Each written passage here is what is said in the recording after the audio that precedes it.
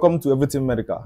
Today's video, we shall be looking at the anatomy of the extensor compartment of the forearm, or the extensor layer of the forearm, which can be called the posterior compartment of the forearm. So we shall be taking a good look at the muscles that surrounds that posterior compartment. The posterior compartment of the forearm is an essential compartment of the forearm because it contains all the extensor muscles. Why is it called the extensor layer of the forearm? Because it contains all the extensor muscles that extend the wrist and the fingers and also supinate the forearm.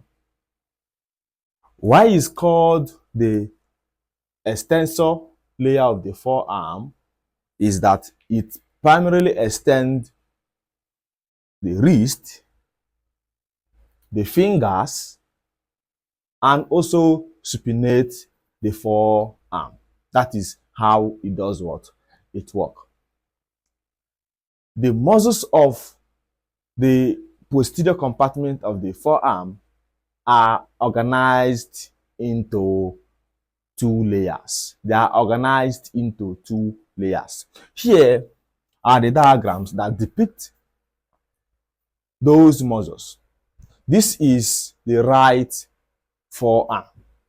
This diagram depicts the superficial layers, while this depicts the deep layers. So the muscles of the posterior compartment of the forearm, or the extensor muscles of the forearm, are organized into two layers.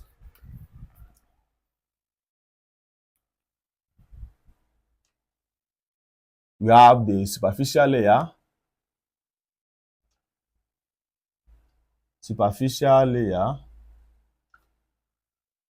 and the deep layer. Generally, we have 12 muscles in the extensor compartment of the forearm. What are those muscles that forms the superficial layer? Important to note, the superficial layer of the forearm contains the muscles that crosses the elbow joint. That contains those muscles that crosses the elbow joint. While the deep layer muscles does not cross the what? The elbow joint. Now, the superficial layer muscles are subdivided into two groups, the lateral group and the posterior group.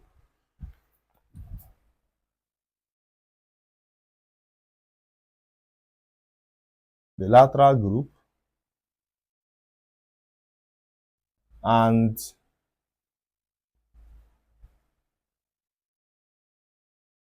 posterior group. So we have the lateral group superficial layer of the forearm and the posterior group superficial layer of the forearm. What are those muscles that forms the lateral group? We have number one is the brachioradialis. The brachioradialis. Number two, we have an important muscle, which is the extensor carpi radialis longus. Extensor carpi radialis longus. Number three is the extensor carpi radialis brevis.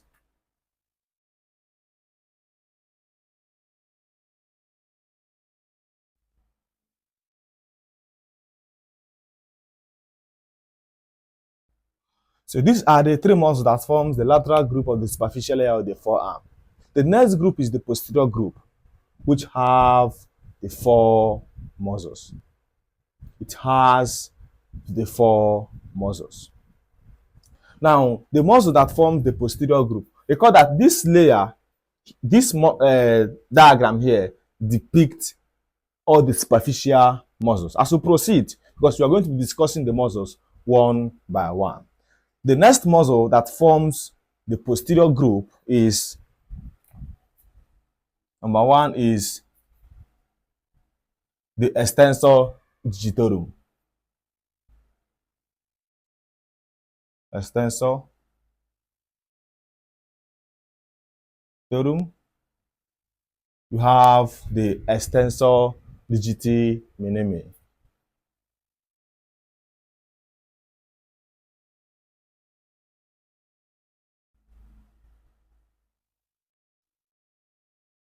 The number three is an important muscle, which is the extensor carpi ulnaris.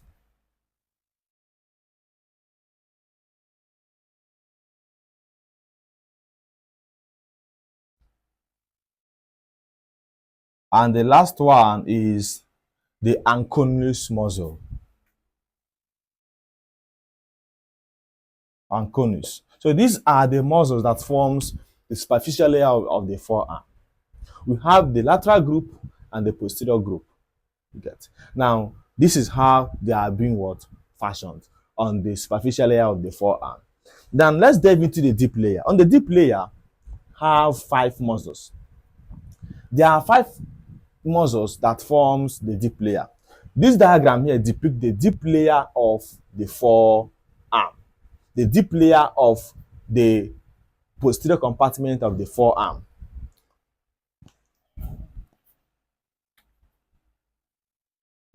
We have number 1.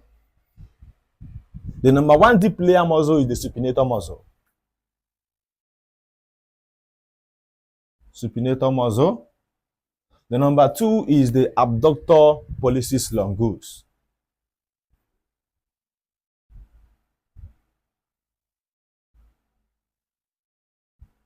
The next one is the extensor pollicis brevis.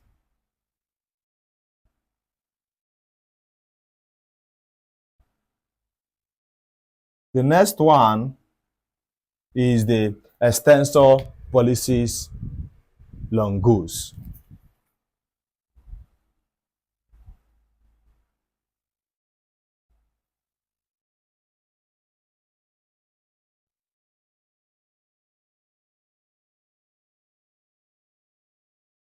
While the last one is the extensor indicis.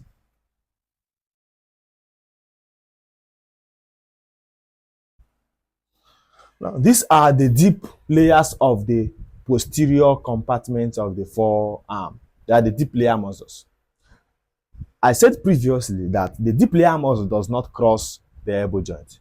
It is the superficial layer muscles of the posterior compartment of the forearm that crosses the what? The elbow joint. Now, among these superficial layer muscles, with the lateral group and the posterior group, there are 4 muscles that has a common tendinous origin. Where we have the extensor carpi radialis brevis. This muscle and extensor digitorum, extensor digiti minimi, and extensor carpi ulnaris has a common tendinous origin from the lateral epicondyle of the humerus, while the other rest originate differently in the forearm. That was an important clarification. Okay, recall that all these muscles are innervated by the radial nerve. Yeah. The radial nerve innervate them. The radial nerve innervate all these muscles through its posterior interosseous branch and the muscular branch as well. Now, we'll be discussing these muscles individually. We are going to start from the superficial layer. Recall that this diagram depicts the superficial layer of the posterior compartment of the forearm. The superficial layer,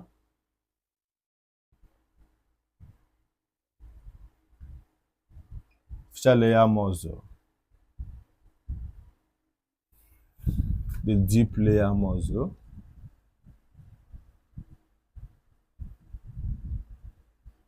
deep layer muscle. We shall be discussing these muscles based on 4 outlines. Outline. Number 1 is origin. Number 2 is insertion. Number 4 is nerve supply. Why? Number 3 is nerve supply. Why number 4 is action. Action. Now, the first muscle we have on the superficial layer is the lateral group muscles of the superficial layer, where we have the brachioradialis. The brachioradialis. Here is the brachioradialis.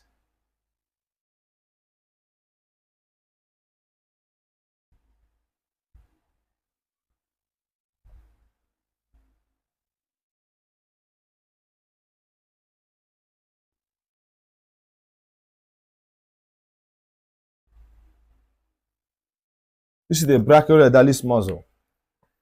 The brachioradialis.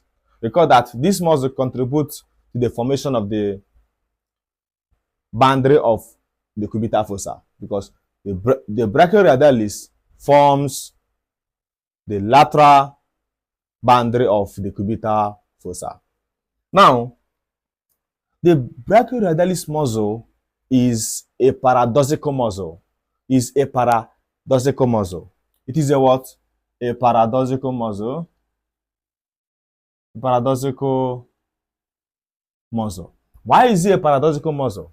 Because its origin and innervator and innervation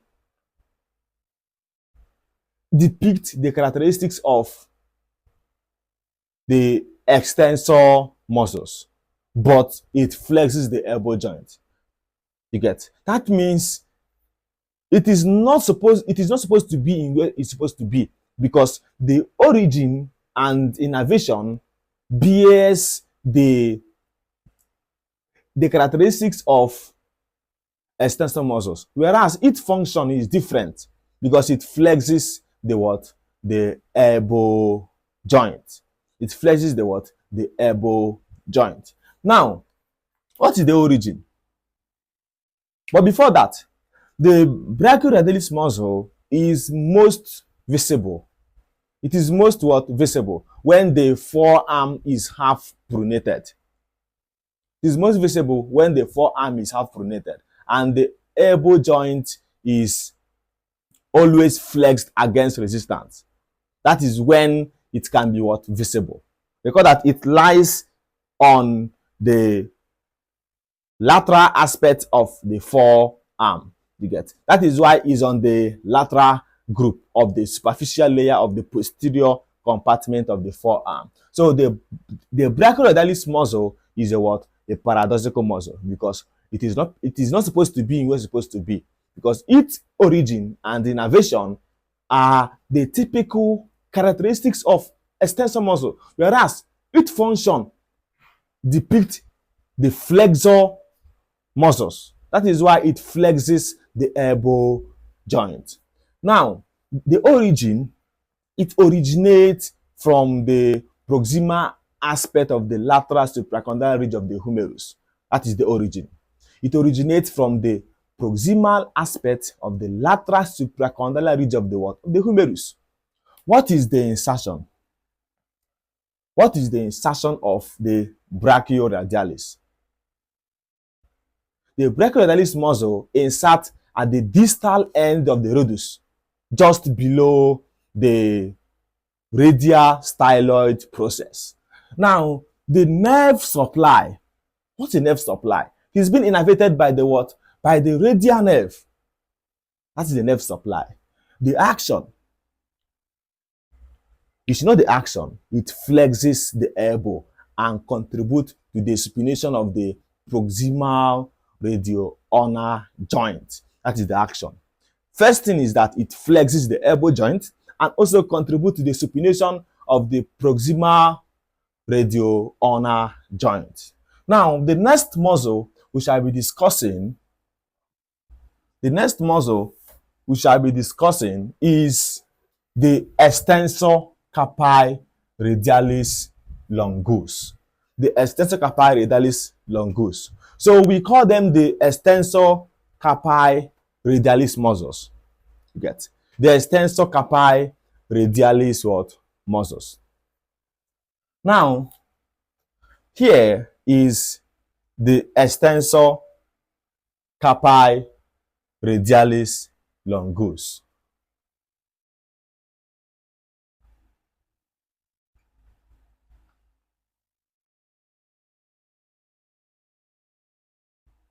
While here is the extensor carpi radialis brevis.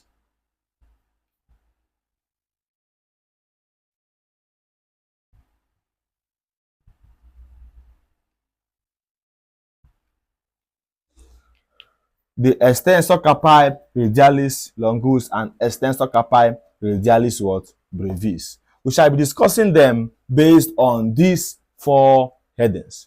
Now, the extensor carpi radialis longus and the extensor carpi radialis brevis is an important muscle on the superficial layer of the forearm.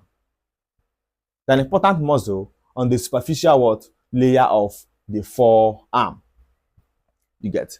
Now, these two muscles are located on the lateral aspect of the forearm. You get. They are located on the what? On the lateral aspect of the forearm. Two of them. You get. And due to their position, they produce abduction and extension of the wrist. They produce what? Abduction. You get. And extension of the wrist. They produce abduction and extension of the wrist. You get. Now, the extensor carpi radialis longus originates from the lateral aspect of the supracondylar ridge of the humerus. It originates from the lateral supracondylar ridge of the humerus. That is the origin. The origin of the extensor carpi radialis longus. It originates from the lateral supracondylar ridge of the humerus. Now, the extensor carpi radialis brevis originates from the lateral epicondyle through the common tendinous origin. You get, or through the common tendon origin. You get. That is the common extensor origin.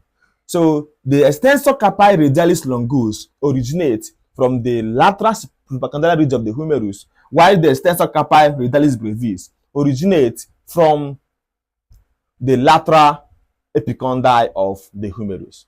Yes. That is how it works. Now, what is the insertion?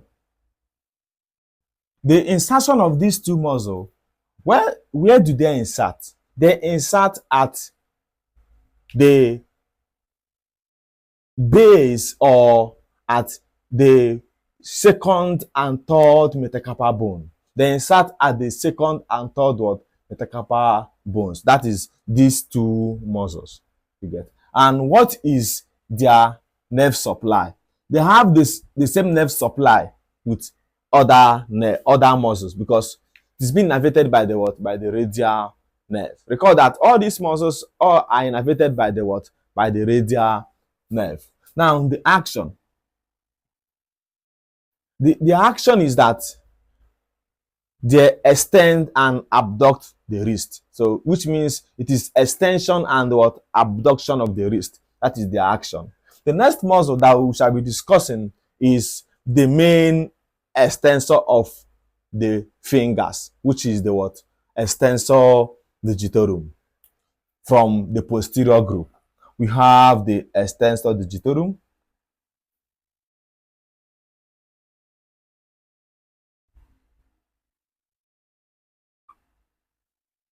The extensor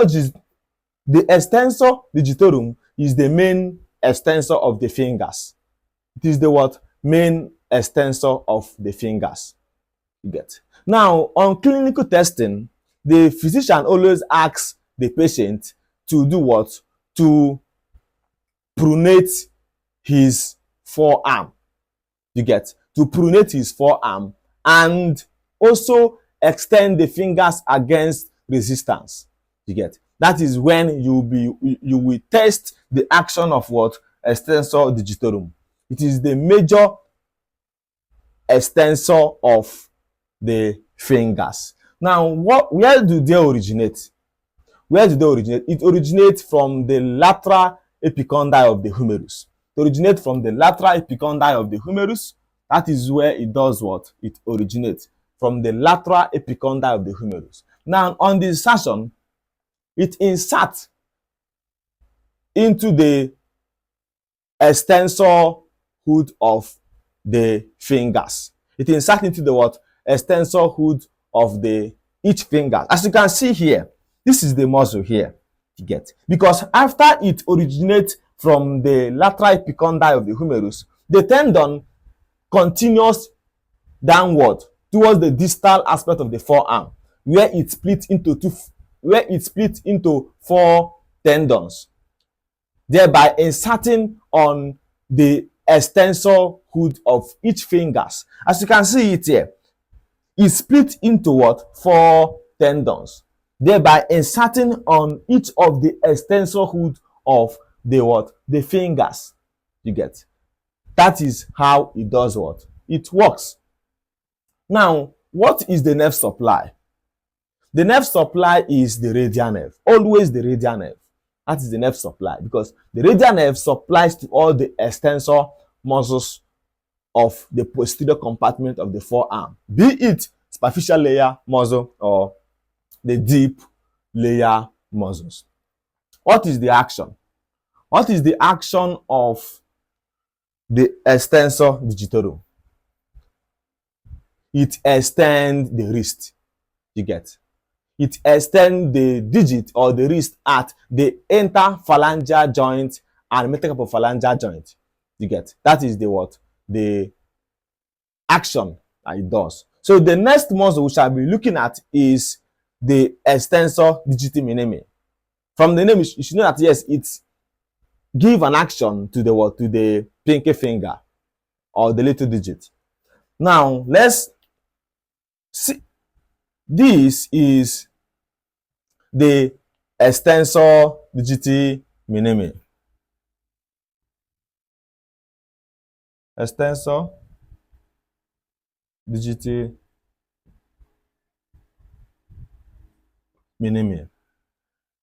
Extensor digiti minimi is said to have originated from the extensor digitorum muscle. It is said to have what? Originated from the extensor digitorum muscle. In some individuals, the extensor digiti minimi and extensor digitorum muscle are fused what? Together. They are fused together in somewhat individuals.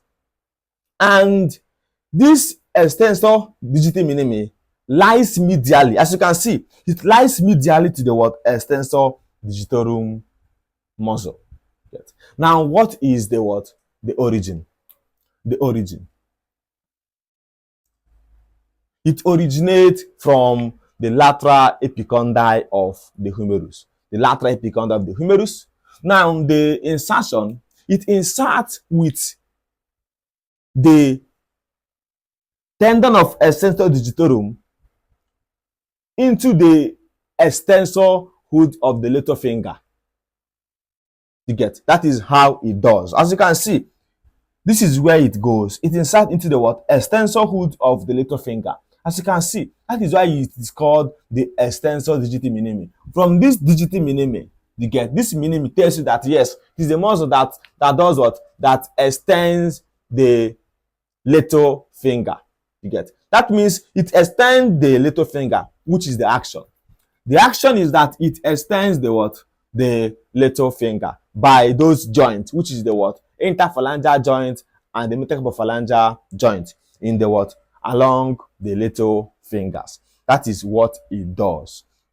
The next muscle is the extensor carpi ulnaris. Extensor carpi ulnaris.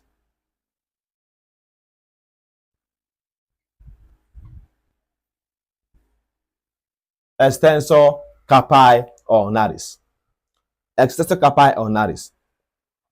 This muscle is a muscle from the posterior group of the superficial layer of the forearm, the superficial layer of the posterior compartment of the what? Of the forearm. You get? Now, it is located medially on the posterior compartment of the forearm. You get? Due to that, it is located medially on its position. What does it do? What does it do? It adduct and extend the wrist. It does what? It adduct and extend the wrist. That is what it does. It adduct and what? Extend the wrist. You get? Now, what is the origin? The origin. The origin of extensor carpi ulnaris. Extensor carpi ulnaris is an important muscle. Where does it originate? It originates from the lateral epicondyl through the common extensor origin. You get? So it originates from the lateral epicondyle of the humerus. Now, where does it insert? It inserts at the base of the fifth metacarpal bone. That is where it does what? Insert. It inserts at the fifth metacarpal bone. What is the nerve supply? The nerve supply is the radial nerve. The nerve supply is the what? The radial nerve. Now, on the action, what is the action? Get. It extend and abduct the what? The wrist. It extend and what? And adduct the wrist, not abduct. Adduct. It extend and adduct the what? The wrist. That is the action of extensor carpi ulnaris. You get. Now, the next muscle is the anconus muscle. The anconus. The anconus muscle lies medially and proximally to the posterior compartment of the forearm. It lies medially and proximally to the posterior compartment of the forearm. It blends with the fibers of the triceps what? Brachii. Now, what is the origin? The anconus muscle originates from the lateral epicondyle of the humerus. The lateral epicondyle of the humerus, and inserts at the posterior and lateral part of the olecranon of the ulna. That is where it inserts. It inserts at the posterior and the lateral part of the olecranon of the ulna. Now, on the nerve supply, it is being innervated by the what? The radial nerve. The action, it extends and stabilizes the elbow joint. It extends and stabilizes the what? The elbow joint. So that is all about the muscles in the superficial layer of the forearm on the posterior compartment. Now, the next one we shall be looking at are the deep muscles. The deep what? Muscles. The deep muscles, which is this. This is the deep muscles. We have talked about the superficial muscles. We shall be looking at the what? The deep muscle. The first one is the supinator muscle. We have talked about the brachioleodalis, the statocarpal longus, the brevis, the digitorum, the digiti minimi, the carpi ulnaris, and the anconus. The next one is the supinator muscle. Here is the supinator muscle.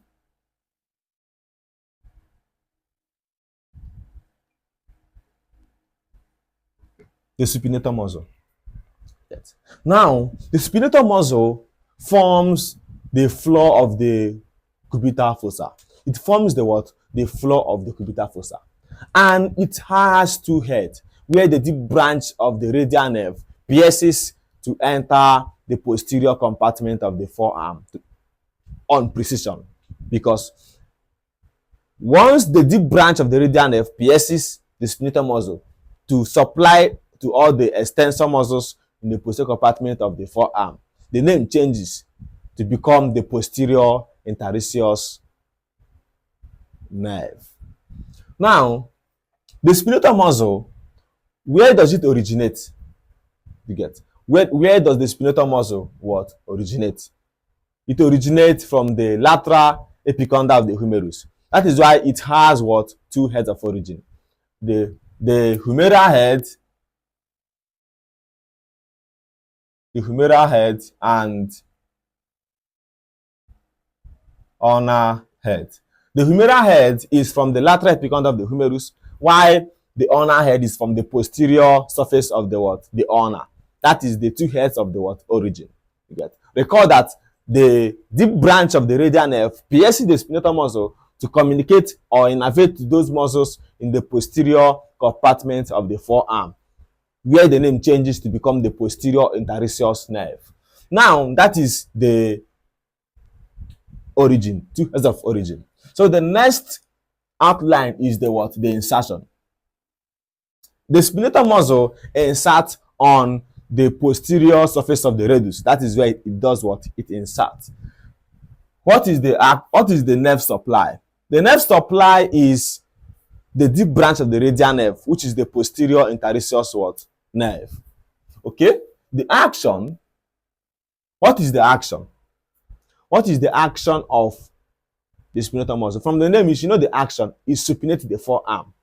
It is the only muscle that supinates the what? The forearm. And among these 5 deep layer muscles of the posterior compartment of the forearm, the spinator muscle is different. It does not act on the wrist nor the index finger, while all the rest of the 4 muscle act on the wrist and the what? And the index finger. Only the spinator muscle acts differently. It only supinates the what? The forearm. So the next muscle is the abductor pollicis longus. Here it is. Abductor pollicis longus. So we have our origin.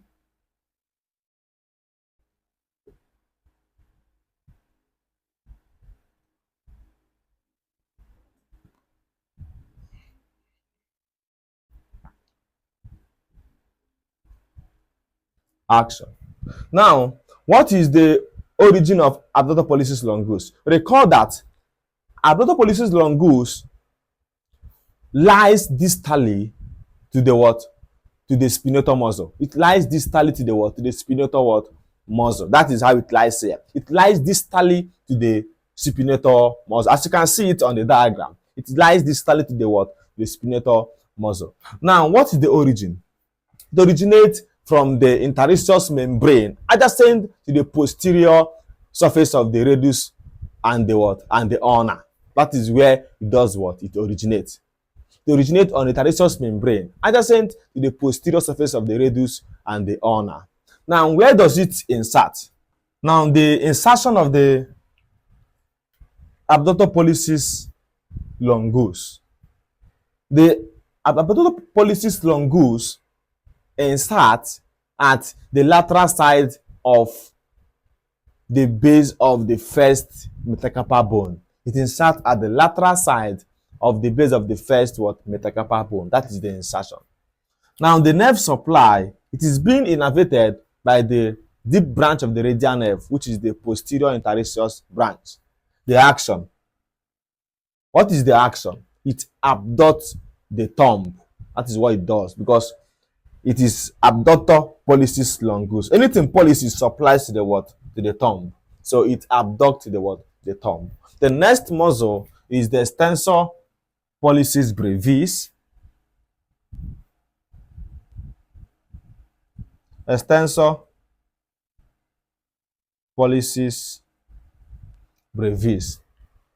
The extensor pollicis brevis is another muscle. You get. How does it work? You get. This muscle originates, the origin, it originates from the posterior surface of the what? Of the radius and its interosseous membrane. It originates from the posterior surface of the what? Of the radius and its interosseous membrane. That is where it does what? It originates. And it inserts on the base of the proximal phalanx of the what? Of the thumb. It inserts at the base of the proximal phalanx of the thumb. That is where it does what? It inserts. As you can see it here, it inserts at the base of the proximal phalanx of the what? Of the thumb. That is where it inserts. Now, what is the nerve supply? The nerve supply is also the deep branch of the radial nerve, which is the posterior interosseous what? Nerve. What is the action? The action, you get. Since it's an extensor in action, you get, so it extends the metapophalangeal joint and the carpometaphalangeal joint. You get, it inserts the metacarpophalangeal joint, metapophalangeal joint, and carpometaphalangeal joint.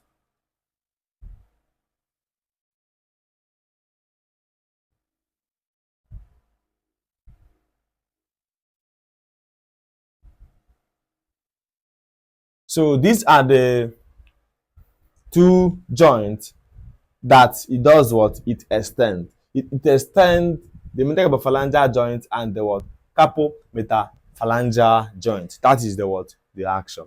Now, the next muscle is the extensor pollicis longus. The extensor pollicis longus. Important to note, the abductor pollicis longus, its tendon forms the what? It forms the radial or the lateral border of the anatomical nerve box. You get, through its tendon. The tendon of abductor pollicis longus forms the radial or the lateral border of the anatomical nerve box, which is the radial fossa. Now, the tendon of extensor pollicis longus, which is what we're about to discuss, forms the ulnar or the medial border of their what? Anatomical nerve box. Now, here is the extensor pollicis longus.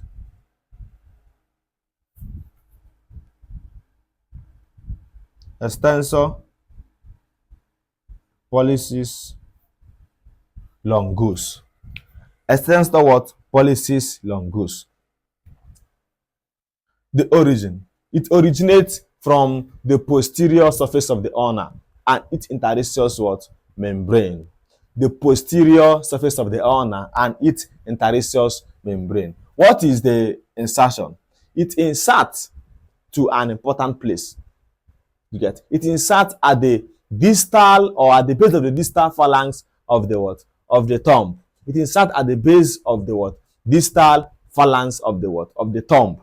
That is where it does what? It inserts. The insertion of the extensor pollicis longus, extensor pollicis brevis, was at the what? At the proximal phalanx of the thumb. Why this is at the distal phalanx of the what? Of the thumb. Now, what's the nerve supply? The nerve supply is the radial nerve. It is being innervated by the what? By the radial nerve. The action, it extends all the joints in the what? In the thumb. Be it the metapophalangeal joint, the carpometaphalangeal joint, and the what? Interphalangeal joint. That is what it does. It extends all those what? Joints. Yes. So that is how it works. The next muscle is the what? Extensor indicis. Here is the extensor indicis.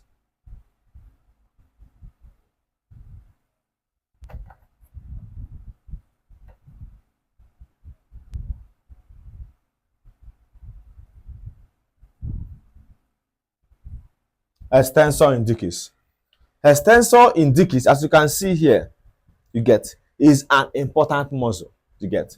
Where does it originate? It originates from the posterior surface of the ulna and its interosseous what? Membrane. The posterior surface of the ulna and its interosseous membrane. Where does it insert? You get. Where does the what? Extensor indicis muscle insert? It inserts to the what? Important place. It inserts into the what?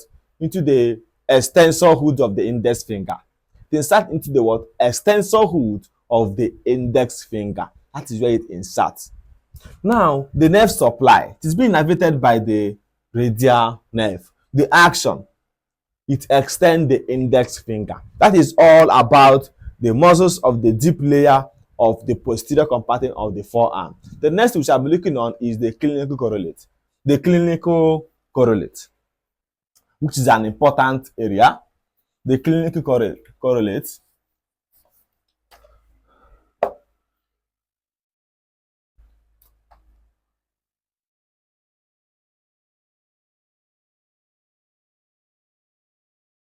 Number one is wrist drop.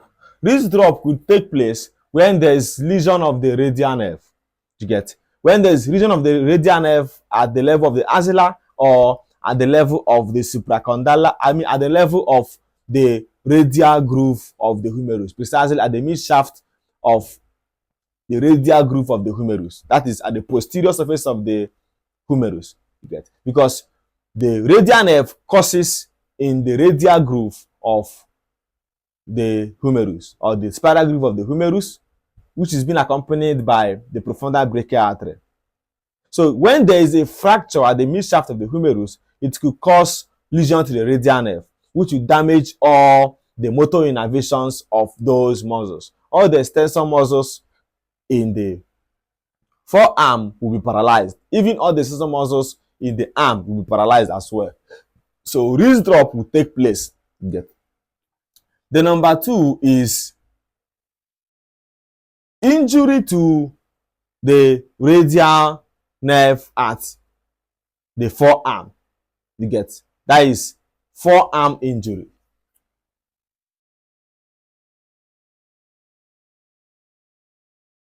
When there's forearm injury, you get, maybe there is a laceration, you get, there could be a problem with those motor innervations in the radial nerve. Because when there's injury to the radial nerve at the level of the forearm, the muscles of the arm will not be paralyzed because the injury did not occur at that level. You get? So that is all about the what? The anatomy of the extensor layer of the forearm. We have treated this topic ranging from its introduction to the clinical correlate. Thank you so much for staying to the end of this class.